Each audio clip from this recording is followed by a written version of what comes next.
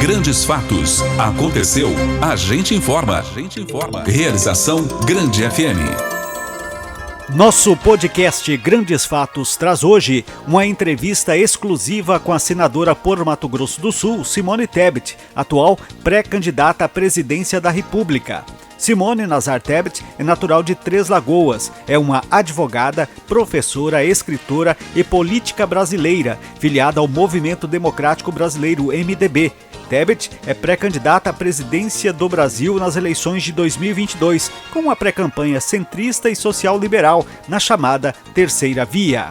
A senadora falou com os jornalistas da Rádio Grande FM sobre sua pré-campanha, de seu histórico político e do atual cenário da política brasileira, onde teceu críticas fortes contra a polarização nas eleições, dizendo que um possível segundo turno entre Lula e Bolsonaro seria um retrocesso para o Brasil. Em um momento da entrevista, Simone Tebet afirmou que o atual presidente da República, Jair Bolsonaro, não a representa e, segundo a sua análise, ele sequer se importa com o povo brasileiro.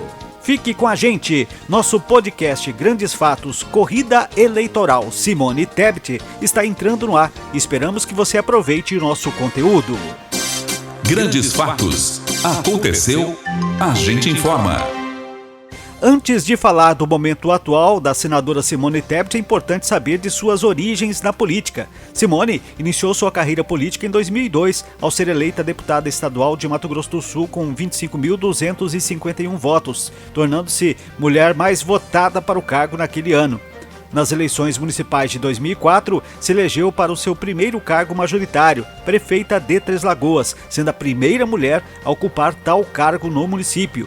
Nas eleições municipais de 2008, reelegeu-se para o posto com mais de 75% dos votos. Em 31 de março de 2010, renunciou à prefeitura para compor a chapa de André Putinelli na eleição para o governo do estado de Mato Grosso do Sul, na condição de candidata a vice-governadora. Vitoriosa, a chapa tornou-se a primeira mulher vice-governadora do estado. Entre abril de 2013 e janeiro de 2014, Simone chefiou a Secretaria de Governo. Nas eleições parlamentares de 2014, candidatou-se ao cargo de senadora por Mato Grosso do Sul, sendo eleita em 5 de outubro. Em conversa com os jornalistas do programa Espaço Aberto na Rádio Grande FM de Dourados, no Mato Grosso do Sul, a senadora começou falando das alianças políticas e da troca de elogios entre ela e o pré-candidato do PDT, Ciro Gomes, e afirmou que ambos compartilham do mesmo objetivo, que é fortalecer um nome que possa efetivamente representar a terceira via para o eleitorado. Eu queria cumprimentar toda a população do meu querido estado de Mato Grosso do Sul.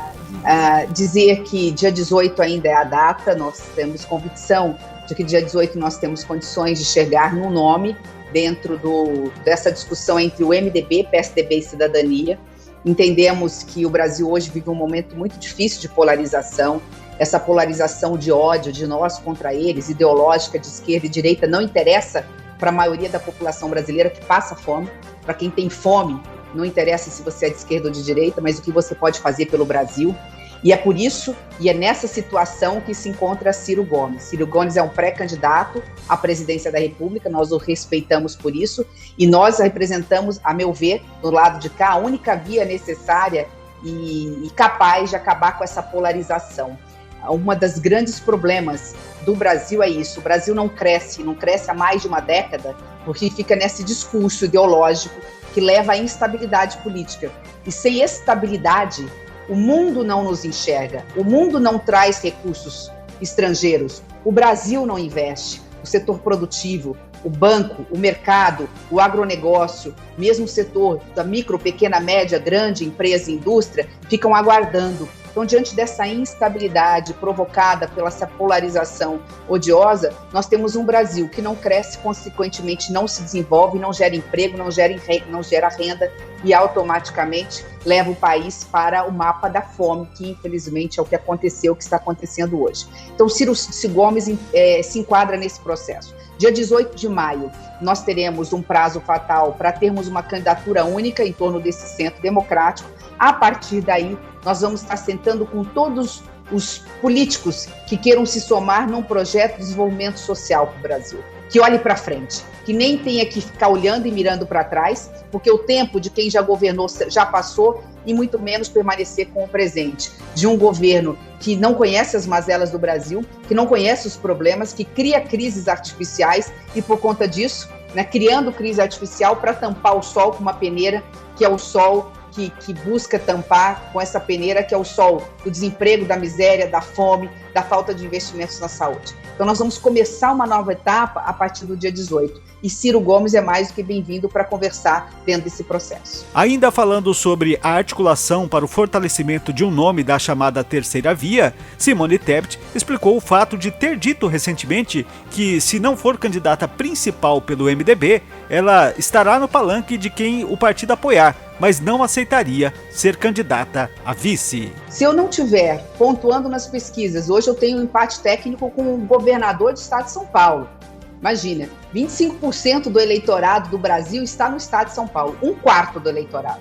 E hoje eu tenho, sem João Dória, algo em torno de 3,5% nas pesquisas. Né? O ex-governador tem 5%. Só que ele é muito mais conhecido do que eu e tem mais rejeição do que eu. Então, dentro das pesquisas da qualitativa, mostra que eu tenho condições de crescer muito mais, inclusive me apresentando ao Brasil. O que eu quis dizer, Paulo, e repito em todas as entrevistas, é o seguinte: não há nenhum demérito em ser vice. Eu fui vice-governadora e tenho o maior orgulho de ter sido a primeira mulher vice-governadora de Mato Grosso do Sul. A questão é que, se eu não sirvo para ser candidata, eu vou estar no palanque do Centro Democrático. Eu vou estar segurando bandeira, entregando santinho, falando que essa é a única via capaz de acabar com essa polarização e fazer o Brasil voltar a crescer, resolver o problema da inflação, resolver o problema da carestia, resolver o problema da falta de creche, da falta de remédio no posto de saúde, das obras que precisam ter investimentos públicos com cada vez mais rapidez para poder, através da construção civil, gerar emprego e renda para o Brasil. Agora, ser vice, eu não contribuo. Se eu tivesse certeza que ser candidata a vice levaria esse centro para o segundo turno, eu seria candidata a vice. O problema é que não é isso que as pesquisas mostram. E aí, se você me permitir, Paulo, eu preciso falar do que eu represento também. Veja, eu sou a única pré-candidata mulher de um grande partido. Se eu não sirvo para ser pré-candidata, se eu não pontuar para isso, né, eu estaria desmerecendo o papel da mulher, que é tão pouco representada na política brasileira, só para dizer o seguinte: tem uma mulher, tem alguém que usa saia, tem alguém que usa batom nessa fotografia. Isso não interessa para a mulher brasileira. O lugar da mulher é onde ela quiser, ao lado dos homens, construindo uma comunhão de vontades, um Brasil melhor, um Brasil para todos, um Brasil onde a gente não discrimine as pessoas por conta do gênero, se é homem, se é mulher, se nasceu no Nordeste ou se nasceu no Sul, porque é isso que é hoje o Brasil. Hoje é um Brasil que radicaliza na discriminação. Nós descriminalizamos o povo brasileiro em tudo. A cara mais pobre do Brasil é de uma mulher negra e nordestina. É lamentável ter que dizer isso. Então, isso é inconcebível no Brasil tão plural. Então, não ser vice, mulher, como candidata a vice, é um recado muito claro, que nós, mulheres, estamos dizendo chega.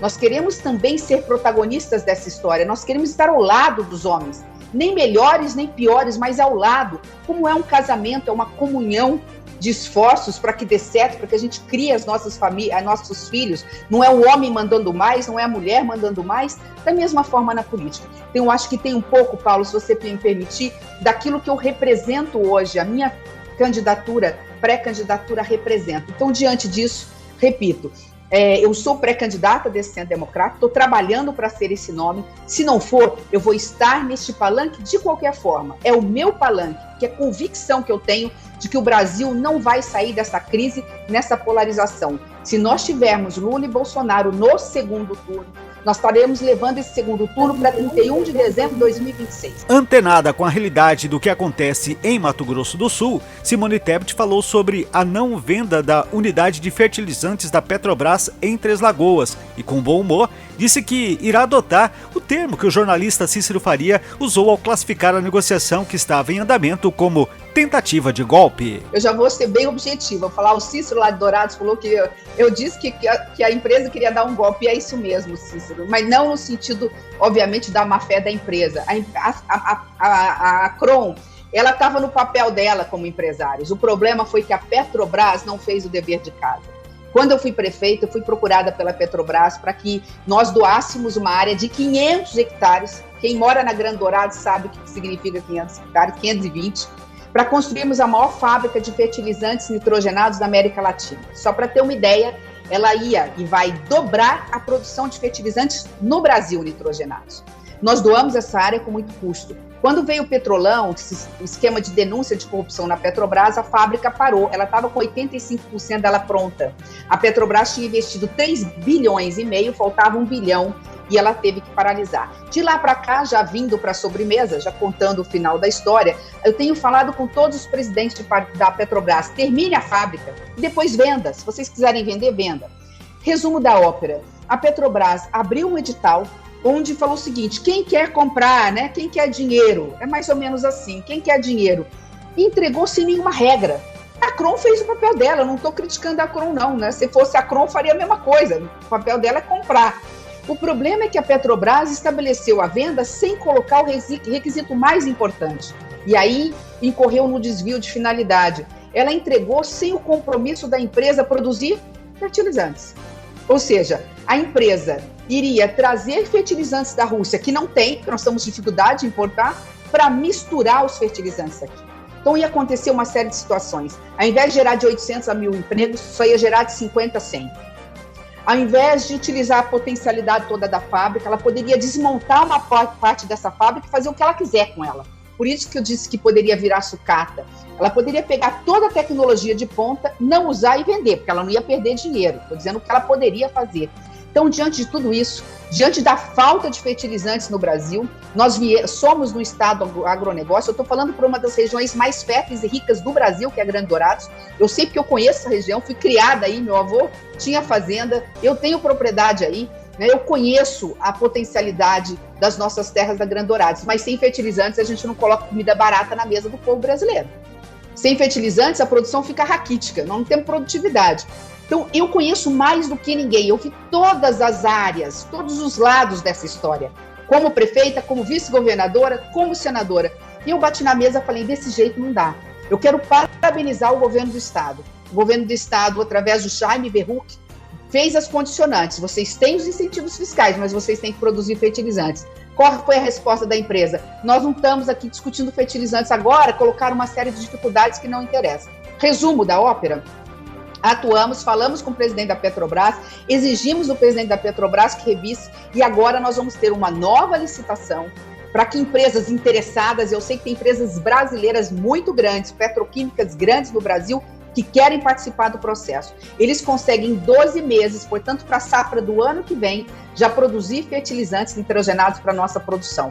Nós estamos falando de mais de 1.000 empregos diretos e indiretos, de uma série de misturadoras vindo para Mato Grosso do Sul, trazendo emprego para o estado todo e, que é mais importante, uma parte dos fertilizantes que hoje estão faltando para as nossas lavouras, a partir do ano que vem, começa a chegar e a gente começa a poder produzir com mais segurança. Nós estamos falando de um projeto tão importante para o Brasil, nós estamos falando de um projeto de segurança nacional, de segurança alimentar. Ao falar de seu trabalho como parlamentar, a senadora reforçou seu desempenho dentro da CPI da Covid-19.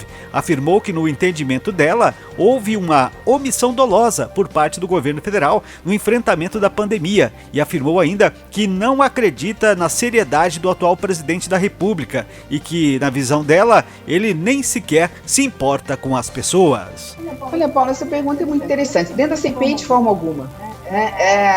Eu jamais vou esquecer o sentimento de dor das famílias que me abordaram nos corredores do Senado. Casos de meninas novas que perderam pai e mãe e perderam tudo.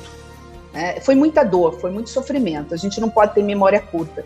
Quem que está nos ouvindo não perdeu um amigo para a Covid-19? E não perdeu um amigo faltando, às vezes, 15 dias para tomar vacina. Houve, sim, uma omissão dolosa. Houve uma omissão porque não levaram a sério essa gripe. No início, nós não levamos a sério. Mas depois de um mês, nós vimos que o assunto era sério, que não era uma gripezinha, que era uma pandemia. E quem salvou, graças a Deus, o povo brasileiro foi o SUS. A minha homenagem aos médicos, enfermeiros, profissionais de saúde, a quem aplicou as vacinas, a quem acreditou na ciência. Nós não podemos esquecer disso nunca. Então, jamais. Eu nunca coloquei um projeto pessoal, político, eleitoral à frente dos valores que eu aprendi com meu saudoso pai. Isso está acima de qualquer coisa. Eu sei que eu estou falando para um Estado conservador, eu sei que estou falando para um Estado que tem na figura do presidente da República ainda uma grande referência. Não é o meu caso. Eu não acredito no presidente que aí está, eu não acredito na seriedade dele, eu não acredito no trabalho dele, eu não acredito sequer que ele se importe com as pessoas, porque foi isso que eu presenciei dentro da CPI. Não importa se eu estou perdendo votos com o que eu estou falando agora, mas é a minha consciência falando daquilo que eu vi, que vivenciei. Eu tenho a obrigação, como senadora da República, de servir as pessoas, servir a Mato Grosso do Sul servindo o Brasil, servir o Brasil servindo o Mato Grosso do Sul. Então, não faria diferente. Talvez eu gostaria que o tempo, e aí se você me permitir, Paulo, que o dia tivesse 30 horas e não 24 horas, para que eu pudesse estar mais próximo das pessoas. Mas meu trabalho é esse. Eu tinha que estar em Brasília, ficamos 2 anos isolados, não conseguimos andar, Mato Grosso do Sul, não consegui estar mais perto das pessoas, mas que as pessoas podem ter certeza que a minha ausência se deu por eu estudar. Do momento que eu acordo até a hora que eu vou dormir, eu estou trabalhando. Ou estou estudando para aprender o que eu não sei, ou estou conversando com as pessoas, ou estou convencendo meus colegas a votar direito, a votar naquilo que é de interesse do nosso Estado e do país. Toda vez que eu votei um projeto no Senado, a primeira coisa que eu fazia, isso é bom para Mato Grosso do Sul? Então é bom para o Brasil. E assim eu dava o meu voto. Posso ter não agradado, eu acredito que não agradei muita gente, mas fiz com toda a boa vontade, acima de tudo, com aquilo que há de mais sagrado para mim. Eu fiz de acordo com a minha consciência e com o meu coração. Então é apenas isso. Gostaria de ter tido tempo para estar mais perto das pessoas, mas o tempo só tem 24 horas, fomos pegos aí durante esses 2 anos por uma pandemia muito cruel. Graças a Deus estamos passando, né? Esses tempos tristes estão ficando e nós estamos conseguindo respirar aliviados depois de vacina no braço. E a todos que estão nos ouvindo e acompanhando, quem tem direito à 3ª dose, não esqueçam de tomar. Quem tem direito à 4ª dose, como eu agora, vou essa semana, final da semana, tomar minha 4ª dose também. Ao falar da política estadual, Simone Tebet foi firme ao dizer que, apesar do bom relacionamento com o atual governador Reinaldo Azambuja, que em Mato Grosso do Sul ela está ao lado do candidato do seu partido, o ex-governador André Putinelli, que, como parlamentar, tem feito todos os esforços para destinar recursos para o Estado, independente da bandeira política do governador ou de prefeitos. Tá bom. Bom, primeiro no período da Covid eu levei um checão aí, eu não me lembro se foram 3 milhões de reais, se foram 5, se foram 2 milhões de reais, mas eu levei um cheque aí pessoalmente, estava até de madrugada, chegamos aí, não precisei noticiar. Colocamos recursos nos hospitais, tenho colocado muito recurso nos hospitais, e o prefeito de Dourados atual vai poder falar melhor do que eu, não gosto de ficar vendendo peixe, mas todo ano a gente coloca 1 milhão, 1,5 milhão, dependendo 2 milhões das emendas, que eu só tenho direito a 15 milhões de reais. Eu sou coordenadora da bancada já de um ano para cá, e a gente sempre coloca também, de acordo com os interesses do grupo, dos 8 deputados federais e 3 senadores, os recursos necessários. Mas acho que mais importante é entender o papel do senador da República. O senador da República, ele trabalha pelo Estado como um todo. Então, sempre que eu aprovava projetos, eu olhava o que é bom para Mato Grosso do Sul, portanto, para Dourados, né? E o que é bom vai ter o nosso voto, como aconteceu aí no piso salarial dos enfermeiros. É óbvio que atende todo o setor de enfermagem do setor de saúde e, consequentemente, da população mais carente, que vai ter um profissional de enfermagem mais feliz, mais bem remunerado, né, com condições de trabalhar melhor. Mas, enfim, então eu tenho procurado atender Dourados, que é a maior cidade do interior de Mato Grosso do Sul. E isso a gente sempre tem que lembrar. Além disso, é referência na saúde para mais de 25, 28 municípios. Em relação ao MDB, eu só tenho um único partido na minha vida, que é o MDB. Então, eu nunca tive de outro lado da história. Agora, eu sou senadora da República e sou coordenadora da bancada de Mato Grosso. A coordenadora da bancada coordena senadores e deputados do PT, do PSL, do MDB, do DEM, do PSDB. Sim, tem um ótimo relacionamento, graças a Deus, com toda a classe política de Mato Grosso do Sul. Porque eu aprendi em casa que política se faz com diálogo. não com raiva, não com ódio. É união de esforços. Eu só tenho um palanque, só vou ter um palanque sempre na minha vida, que é do MDB. Portanto, eu fui vice-governadora de André Putinelli. O meu pré-candidato, se assim ele desejar e ele parece que quer ser, será, e eu estarei no palanque de André Putinelli, candidato a governador por Mato Grosso do Sul. O jornalista Cícero Faria questionou a pré-candidata sobre qual seria o mote de sua campanha, caso venha oficializar o seu nome como representante desta terceira via nas eleições presidenciais. E a senadora pontuou pilares de sua busca pelo cargo maior de nosso país. Cícero, com uma única frase, fazer o Brasil, que é tão rico, ser de todos. Que nós possamos compartilhar e numa grande comunhão de vontade distribuir esse pão.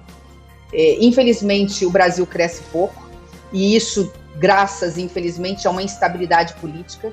Nós temos uma política que cria crises artificiais, que cria embate com os poderes, que gera insegurança institucional, jurídica. Nós não temos regras claras e nem para a questão de desenvolvimento socioambiental, e por conta disso tudo, nós não conseguimos avançar nas reformas, não conseguimos garantir segurança fiscal para fazer aquilo que é a grande bandeira e que tem que ser a grande bandeira de qualquer candidato, justiça social.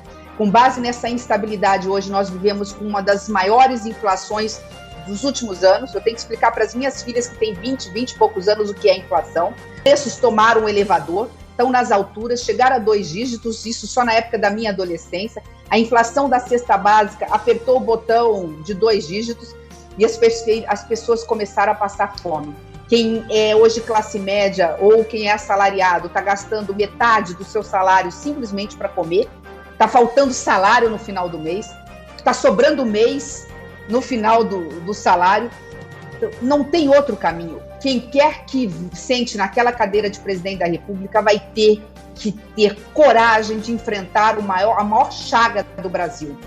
E há 20 anos entra governo, sai governo, não consegue resolver. Que é o problema da desigualdade social, que ela é agravada pela desigualdade regional, pela desigualdade racial, pela desigualdade de gênero entre homens e mulheres. Qual é o caminho?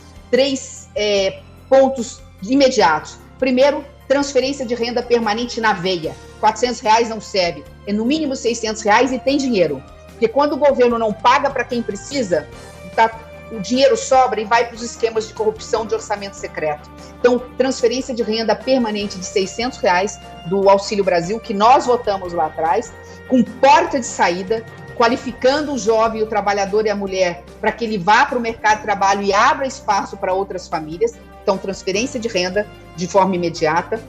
Segundo ponto, a reforma tributária, que vai fazer com que se desburocratize e a pessoa jurídica pague menos impostos, e com isso ela vai jogar o lucro que ela tem para gerar mais emprego e renda, é emprego na veia. A reforma tributária, para quem não precisa explicar, é sinônimo de mais emprego para as pessoas. Então, fazer as reformas que ainda faltam e, ao mesmo tempo, por outro lado, para finalizar, é algo que eu, como professora que sou, eu dei aula há 12 anos, eu sei da importância.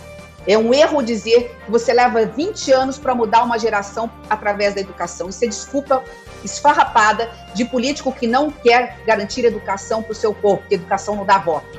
Ao contrário, educação gera cidadania, gera consciência, o povo vota de forma consciente. Com 5 anos, 6 anos, você muda uma geração inteira através da educação.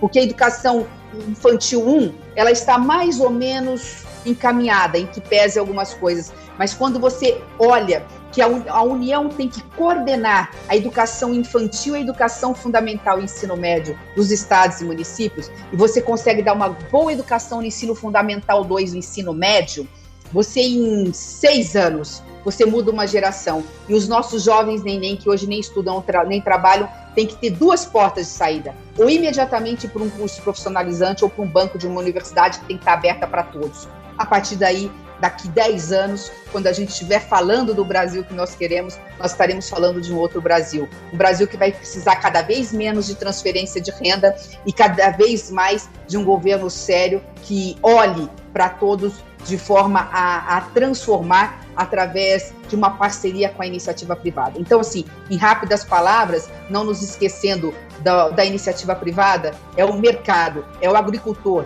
é o pecuarista, é o lado, o setor empresarial, são os MEIs, micro, pequenos e médios comerciantes e empresários bem estruturados, com uma reforma tributária, é que vão estar ao lado de um governo sério, alavancando o desenvolvimento e o crescimento do país. Grandes Fatos, uma realização da Grande FM. Com atuações em diversas comissões ao longo dos anos como senadora, o mandato de Tebet, por durar 8 anos, será encerrado em 2023. Em 2019, concorreu dentro da bancada do MDB para disputar a presidência do Senado, mas o nome escolhido foi o de Renan Calheiros.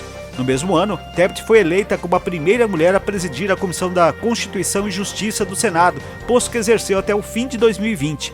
A senadora Simone Tebet já relatou 95 preposições legislativas do início do mandato até abril de 2019. Dentre estas matérias, algumas já foram sancionadas e viraram lei, outras já foram encaminhadas à Câmara dos Deputados e aguardam finalizar a votação.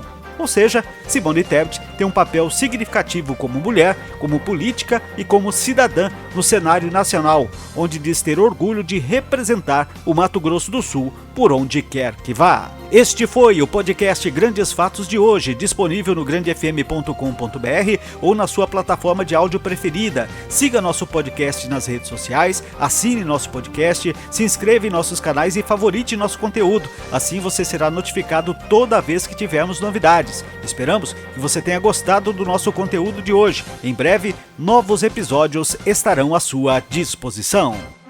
Você conferiu Grandes Fatos, uma realização da Grande FM.